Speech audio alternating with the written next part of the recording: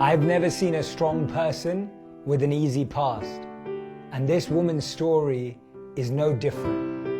Her journey was failure after failure, rejection after rejection, setback after setback. Let me tell you her story.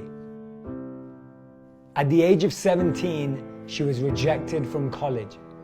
At 25, she experienced what she describes as the most traumatizing event and experience of her entire life. It was when her mother passed away after a 10-year battle with multiple sclerosis. At 26, she had a miscarriage. At 28, she got divorced.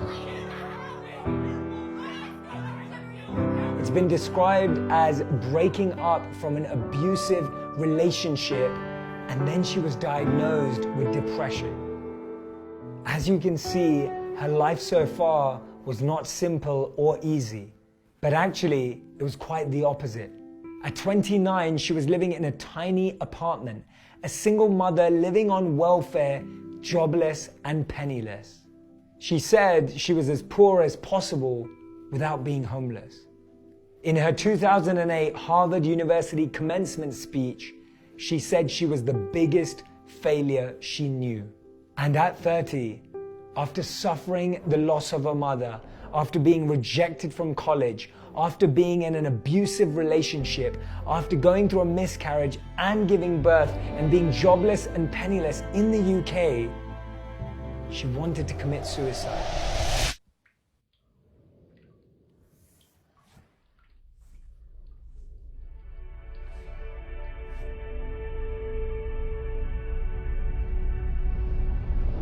Instead, she'd been working on a book. She submitted her manuscript that was rejected by over a dozen publishers. At 31, she finally published her first book. At 35, she became author of the year. At age 42, she sold 11 million copies of her book within 24 hours. Her name is J.K. Rowling, the author of Harry Potter. She has become one of the most successful authors of all time and one of the wealthiest women in the world, but all through a struggle, pain, and journey of hardship.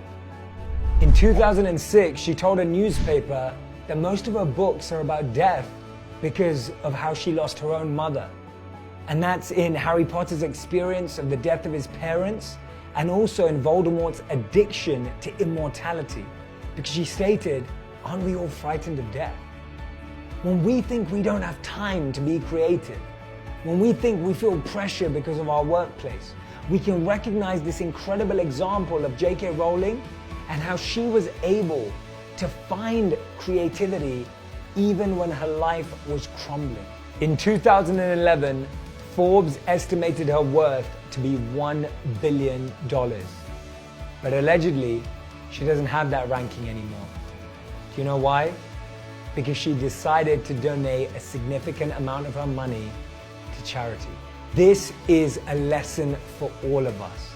No one we admire, no one we are inspired by, no one that we take any inspiration from has got to where they are without rejection, without failure, without pain. And remember this changed my life. Any rejection is just redirection.